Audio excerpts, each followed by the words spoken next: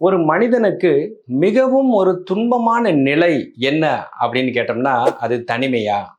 தனிமையில கூட நம்ம ஏதாவது ஒரு வேலையை பண்ணிட்டு நம்ம தனிமையை போக்கிக் கொள்ள முடியும். வறுமையா? நம்ம சும்மா அப்படியே பேசாம இருந்துக்கலாம். நம்ம நல்ல ஒரு சொகுசான வாழ்க்கைக்கு ஆசைப்படாம இருக்கிறத வச்சுட்டு நிம்மதியாக இருக்க முடியும்.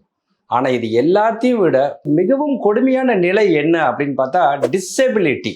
அதாவது நமது பணிகளை நம்மாலேயே செய்ய முடியாது. நம்ம சுயமாக நம்மளோட தேவைகளை நம்மளாலேயே செய்ய முடியாமல் இருக்கக்கூடிய ஒரு சுயசார்பில்லாத ஒரு நிலைதான் இருப்பதிலேயே மிகவும் கொடுமையான ஒரு நிலை. இந்த சுயசார்பை நம்மகிட்ட பறிக்கிறதுல பக்கவாதம் எனப்படும் ஸ்ட்ரோக்குக்கு மிகப்பெரிய பங்கு இருக்கு. இன்னைக்கு நம்ம எல்லாத்துக்குமே தெரியும், நம்மளை சுத்தி பார்த்தோம்னா நமக்கு தெரிஞ்சவங்க, நம்ம குடும்பத்திலேயே உள்ளவங்க யாராவது ஒருத்தங்களுக்கு பக்கவாதம் அவங்க வீட்டுல ஒடுங்கி இருப்பாங்க. அந்த பக்கவாதம் நமக்கு ஏற்படுத்தும் விளைவுகள், அதனால் எப்படி மக்கள் வெகுவாக பாதிக்கப்படுகிறார்கள் அப்படிங்கிறத பற்றி தான் இந்த வீடியோவில் பார்க்க போகிறோம். அதுக்கு முன்னால் பூங்காற்றி யூடியூப் சேனலை சப்ஸ்கிரைப் செய்யாதவர்கள் உடனடியாக சப்ஸ்கிரைப் செய்து உங்களது ஆதரவை எங்களுக்கு தர வேண்டும் என்று அன்புடன் கேட்டுக்கொள்கிறோம். ஸ்ட்ரோக்கை பற்றி நான் ரொம்ப அதிகமாக சொல்ல வேண்டியது இல்லைங்க, எல்லாத்துக்குமே தெரியும். இப்போ ஒரு மணி நேரத்துக்கு முன்னால வரைக்கும் நல்ல முறையில் நடமாடிக்கிட்டு இருந்தவர் திடீர்னு அப்படியே மூர்ச்சையாகி அவர் எழுந்து சுயநினைவை பெறும்போது அவர் படுத்த படுக்கையாகி விடுகிறார். அவருக்கு எதனால அந்த ஸ்ட்ரோக் வந்தது அப்படின்னு பல்வேறு காரணங்கள் இருக்கு. கட்டுப்படுத்தாத டயபெட்டிஸ், ஹைப்பர் டென்ஷன், ரெண்டும் சேர்ந்த காம்பினேஷன், இந்த மாதிரியான விஷயங்கள்னால இந்த பக்கவாதம் எனும் ஸ்ட்ரோக் ஏற்படுகிறது. சரி, ஸ்ட்ரோக் வந்துருச்சு, அவரை கொண்டு போய் நம்ம ஹாஸ்பிட்டல்ல சேர்த்திட்டோம். அங்க மருத்துவர்கள் நல்ல சிகிச்சை கொடுத்து அவங்கள ஒரு மாதிரி சரி பண்ணி அவங்கள வீட்டுக்கு அனுப்புறாங்க. அந்த ஒரு மாதிரி சரி பண்ணி வீட்டுக்கு அனுப்புறது என்ன அப்படின்னா, அவர் எழுந்து நடமாடுறது இல்லை. அது வரைக்கும் அவர் உயிருக்கு போராடிக்கிட்டு இருந்தவர் இப்போ உயிருக்கு எந்த ஆபத்தும் இல்லை, ஆனால் படுத்த படுக்கையாக தான் இருப்பார்.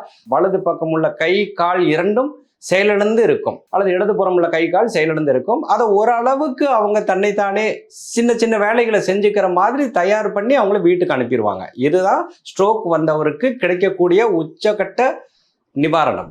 மருத்துவமனைகள் அவரை டிஸ்சார்ஜ் பண்றதோட அவங்களோட கடமை முடிந்து விட்டது.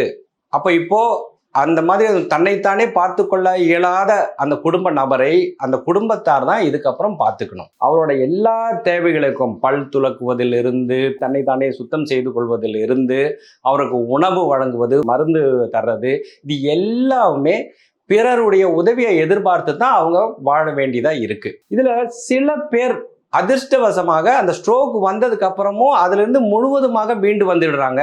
ஆனால் நிறைய பேர் அந்த படுத்த படுக்கையா இருக்க நிலைக்கு தள்ளப்படுகிறார்கள். இப்போ இதில் என்ன அதுக்கப்புறம் நடக்குது அப்படின்னு பார்த்தீங்கன்னா, அந்த ஸ்ட்ரோக் வந்தவர் எவ்வளவு தூரம் மனதளவில் பாதிக்கப்படுவார்னு பாருங்களேன். போன வாரம் வரைக்கும் நல்ல முறையில் ஓடி ஆடி திரிஞ்சிட்டு இருந்தவர் இப்போ படுத்த படுக்கையாகி சின்ன சின்ன விஷயங்களுக்கு கூட அடுத்தவரின் உதவியை எதிர்பார்க்கும் நிலையில் அவர் இருக்கிறார். பெரும்பாலும் இந்த ஸ்ட்ரோக் வர்றவங்கலாம் நடுத்தர வயதுல தான் இருப்பாங்க. 40, 50, 60 தான் இருப்பாங்க. அவங்களுக்கு மனசு நல்லா அலர்ட்டா இருக்கும். அவங்கள சுத்தி என்ன நடக்குது, யார் வரா, யார் போறா, என்ன நடந்தது எல்லாமே அவங்களுக்கு தெரியும். ஆனா அந்த கை கால் அவங்களுக்கு விளங்காமல் போய்விட்டது. ஸோ கொஞ்சம் கொஞ்சமா அவங்க மெதுவா டிப்ரெஷனுக்குள்ள போயிடுவாங்க. Severe depression. அவங்க டிப்ரெஷனால அவங்க பாதிக்கப்படுற மன அழுத்தம், இதனால அவங்க பாதிக்கப்படும் போது அவங்கள சுத்தி இருக்கிறவங்களும் அதனால பாதிக்கப்படுவாங்க. இப்போ ஒரு கணவனுக்கு ஸ்ட்ரோக் வந்துருச்சுன்னா மனைவி தான் அவங்கள பார்த்துக்கணும். மனைவிக்கு ஸ்ட்ரோக் வந்துருச்சுன்னா கணவன் பார்த்துக்கணும். அப்பாவோ அம்மாவுக்கோ ஸ்ட்ரோக் வந்தால் பிள்ளைகள் பார்த்துக்கணும். இவங்க தான் கேர் கிவர்ஸ். அந்த பார்த்துக்கிறவங்க தான் கேர் கிவர்ஸ். அவங்களும் வெகுவாக பாதிக்கப்படுவார்கள் இல்லைங்களா? அவங்களோட சுதந்திரமும் பறிபோகும். அவங்க நினைச்ச மாதிரி அவங்க இஷ்டத்துக்கு வெளியில போகிறதோ இல்லை வேலைக்கு போகிறதோ தங்களுடைய வேலைகளை பார்த்துக்கிறதோ முடியாது. ஏன்னா வீட்டில் ஒருத்தர் இயலாமல் இருக்கிறார், அவங்களுக்கு பணிவிடைகள் செய்ய வேண்டும். இது எவ்வளவு ஒரு துரதிருஷ்டவசமான ஒரு சூழ்நிலை பாருங்களேன். அது வரைக்கும் அந்த வீட்டில் எல்லாமே சுமூகமாக ஒருத்தரும் அவங்கள வேலையை செஞ்சுட்டு இருந்திருப்பாங்க. இப்போ ஒருத்தர் படுத்த படுக்கை ஆயிட்டார். ஸோ இப்படிப்பட்டவருக்கு தேவைப்படும் உதவிகளை ஒரு சமுதாயமாக நாம் செய்து கொடுக்கின்றோமா? அவங்களுக்கு வேண்டிய உட்கட்டமைப்பு, வேண்டிய சேவைகள் இருக்கின்றனவா அப்படிங்கிறத பற்றி தான் நம்ம இப்போ அலச போகிறோம். ஸோ ஸ்ட்ரோக் தன்னைத்தானே பார்த்து கொள்ள முடியாமல், நடமாட முடியாமல் உள்ளவர்களுக்கு முதலாவதாக என்ன வேணும் அப்படின்னு கேட்டிங்கன்னா, மறுவாழ்வு மையங்கள், அதாவது ரீஹபிலிட்டேஷன் சென்டர்ஸ். பாதிக்கப்பட்டவர்களை வீட்டில் வச்சிருக்கவங்களுக்கு தெரியும், அப்படிப்பட்ட மறுவாழ்வு மையங்கள் அரிதினும் அரிது. ஏதோ சென்னை மாதிரியான பெருநகரங்களிலேயே 1, 2 ரீஹபிலிட்டேஷன் சென்டர்ஸ் தான் இருக்கு. அதுவும் போக ஊர்ப்புறங்களில் சிறிய நகரங்களில் பார்த்தோன்னா அது சுத்தமாக இல்லவே இல்லை. ஸோ ஒரு ஸ்ட்ரோக் வந்தவங்க ஒரு மறுவாழ்வு பெறுவதற்கான ஒரு முக்கியமான தேவையான மறுவாழ்வு மையங்களே இல்லாமல் இருக்கின்றன. அடுத்ததாக ஸ்ட்ரோக் வந்தவங்க ஸ்ட்ரோக்லேருந்து மீண்டு வரணும் அப்படின்னா ஃபிசியோதெரப்பி, இயன்முறை சிகிச்சை ரொம்ப முக்கியம். ஆனால் இன்னைக்கு ஃபிசியோதெரபிஸ்டும் அவ்வளோ பேர் அதிகமாக இல்லை. இருக்கிறவங்களும் அவங்களோட கட்டணம் வீட்டுக்கு அவங்களுக்கு இயன்முறை பயிற்சி தரணும் அப்படின்னா அதற்கான நாளொன்றுக்கான கட்டணமும் மிக அதிகமாக இருக்கு. அதை கொடுக்கக்கூடிய நிலையில் நிறைய பேர் இருக்க மாட்டாங்க. ஸோ இந்த ஒரு சிக்கலும் இருக்கின்றது. இன்னொன்று, ஒரு சிவியர் கேசஸ் இருக்காங்க, அவங்கள பார்த்துக்கிறதுக்கு வீட்டில் யாருமே இல்லை அப்படின்னா வீட்டிலேயே அவங்களுக்கு உதவி புரியும் செவிலியர்கள், ஹோம் நர்சிங் கேரை நம்ம அமர்த்தணும் அப்படின்னா அதுவுமே மிகவும் அதிகமான செலவு பிடிக்கும் ஒரு விஷயம். எனக்கு தெரிஞ்சு 15-17 வருடங்களாக ஸ்ட்ரோக்கால் பாதிக்கப்பட்டு படுத்த படுக்கையாக இருந்தவர்கள் எனக்கு தெரியும். அவங்க படுத்த படுக்கையாகவே இருந்து கடைசியில் அப்படியே காலமான ஒரு வரலாறும் எனக்கு தெரியும்.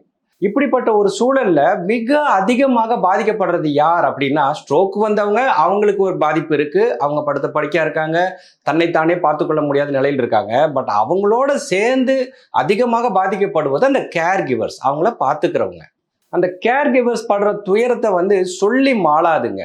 நிறைய பேர்த்துட்டு நான் பேசியிருக்கேன். அவங்க என்ன பண்ணுறதுனே தெரியலைங்க. எனது கணவர் கடந்த 8-9 வருடங்களாக படுத்த படுக்கையா இருக்காரு, அவர் சரியாகாமையே போயிட்டு இருக்கு, நாளுக்கு நாள் அவரது உடல்நிலை மற்ற விஷயங்களும் அப்படியே கீழே வந்துட்டே இருக்குமே. படுத்த படுக்கையா இருந்தால் என்ன ஆகும்? மற்ற விஷயங்களும் அவருக்கு செயலிழந்து கொண்டே வருகின்றன. அவரை எங்களால் பார்த்துக்கவே முடியல, பத்தாவதுக்கு ரொம்ப கோபப்படுறாரு அப்படின்னு சொல்றாங்க. இது மென்டல் ஆகனி இல்லையா? நல்லா நடமாடிட்டு இருந்தவர் திடீர்னு படுத்த படுக்கை ஆயிடுறாரு, அவர் மீண்டு வரவே முடியல. அவரது மனநிலை எப்படி இருக்கும்? அவரது கோபத்தை என்ன பண்றாரு? அவங்கள பார்த்துக்கிறவங்க மேலேயே அவர் வெளிப்படுத்துறாரு. பார்த்துக்கிறவங்களுக்கு எப்படி இருக்கும்? எப்படிப்பட்ட மன உளைச்சலான ஒரு சிச்சுவேஷன் இது. அடுத்ததாக, கட்டுப்படுத்த முடியாத செலவினம் இல்லைங்களா? ஏற்கனவே அவர் அந்த ஸ்ட்ரோக்கால பாதிக்கப்பட்டவர் ஒரு சம்பாதிக்கக்கூடிய ஒரு நபராக இருந்திருப்பார். அவர்னால குடும்பத்துக்கு வருவாய் வந்துட்டு இருக்கும். நிறைய சந்தர்ப்பங்கள்ல அவரோட வருமானம் மட்டும்தான் அந்த குடும்பத்துக்கு இருந்திருக்கும். இப்போ அந்த வருமானமும் போயிருச்சு.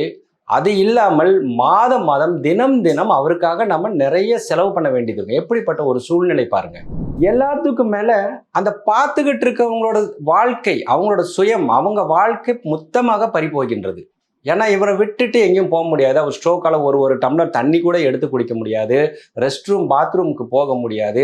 அந்த மாதிரி சூழ்நிலையில கண்ணும் கருத்துமாக கூடவே இருந்து பார்த்துக்கிட்டு இருக்கணும். ஸோ என்ன ஆச்சு? அவங்களோட சொந்த வாழ்க்கை சேதாரம் ஆகிவிட்டது. கொஞ்சம் கொஞ்சமா என்னாகும்? சைக்காட்ரிக் இஷ்யூஸ் வந்துடுது. அதாவது இந்த டிப்ரெஷன் பீக்குக்கு போய் மொத்தமாக எல்லாருமே, கேர் கிவரும் டிப்ரெஷனில் இருப்பாங்க, அந்த ஸ்ட்ரோக்கால பாதிக்கப்பட்டவரும் டிப்ரெஷனில் இருப்பாங்க. எப்படிப்பட்ட ஒரு சூழ்நிலையை யோசிச்சு பாருங்களேன். நம்ம எல்லாருமே நம்ம ஸ்ட்ரோக்கால பாதிக்கப்படாதவங்களா இருந்தோம்னா இவ்வளோ விஷயம் இருக்குன்னே நமக்கு தெரியாது. ஓகே, அவருக்கு ஸ்ட்ரோக் வந்துருச்சா, அவர் ஸ்ட்ரோக்கால பாதிக்கப்பட்டிருக்காருங்க, ஸ்ட்ரோக் வீட்டில் இருக்காருங்க அப்படின்னு சொல்லிட்டு நம்ம கடந்து போயிடுறோம். ஆனால் அந்த வீட்டில் உள்ளவங்க படுற துயரங்கள் தான் இத்தனை. ஒரு சமுதாயமாக நம்ம இந்த ஸ்ட்ரோக்கை எப்படி அணுகிறது, ஸ்ட்ரோக் அப்படின்ற விஷயத்தை நம்ம எப்படி பார்க்கலாம், ஸ்ட்ரோக் வந்தவங்களுக்கு என்ன மாதிரியான உதவிகளை நாம் செய்யணும் அப்படிங்கிறத பார்க்கலாம். இந்த விஷயத்துல பெரும் பங்கு இந்த மருத்துவத்துறைக்கு தாங்க இருக்கு. மருத்துவத்துறை மனசு வச்சாதான் அந்த ஸ்ட்ரோக் பேஷண்ட்டோ இல்லை அவங்கள சார்ந்த அந்த கேர் கிவரோ நல்லா இருக்க முடியும். முதலாவதாக ஒரு அதிர்ச்சிகரமான செய்தி என்ன அப்படின்னு கேட்டிங்கன்னா, நமக்கு எல்லாமே ஆம்புலன்ஸ் இருக்கு தெரியும் இல்லைங்களா? ஒருத்தருக்கு ஸ்ட்ரோக் வந்துருச்சுன்னா உடனடியாக நம்ம ஆம்புலன்ஸை கூப்பிடுறோம். ஆம்புலன்ஸ் அவரை கூட்டிகிட்டு போகிறாங்க. அந்த கோல்டன் அவர் அப்படின்லாம் சொல்கிறாங்க இல்லைங்களா? 3 மணி நேரத்திற்கு உள்ளாக வந்தாங்கன்னா அவங்கள நம்ம ஓரளவுக்கு உயிருக்கு பாதிப்பு இல்லாமல் பார்த்துக்கலாம் இப்படியெல்லாம் சொல்கிறாங்க. ஆனால் ஸ்ட்ரோக் ஆம்புலன்ஸ் அப்படின்னே ஒரு பிரத்யேகமான ஆம்புலன்ஸ் இருக்குது. எனக்கு தெரிந்த வரையில் அது மிக மிக அரிதாகத்தான் இருக்கின்றது. நான் விசாரித்த வகையில் 1-2 மருத்துவமனைகளில் தமிழ்நாட்டு அளவில் ஸ்ட்ரோக் ஆம்புலன்ஸ் வச்சிருக்காங்க. இது ஒரு அதிர்ச்சிகரமான, மிகவும் துன்பத்தை கொடுக்கின்ற செய்தி.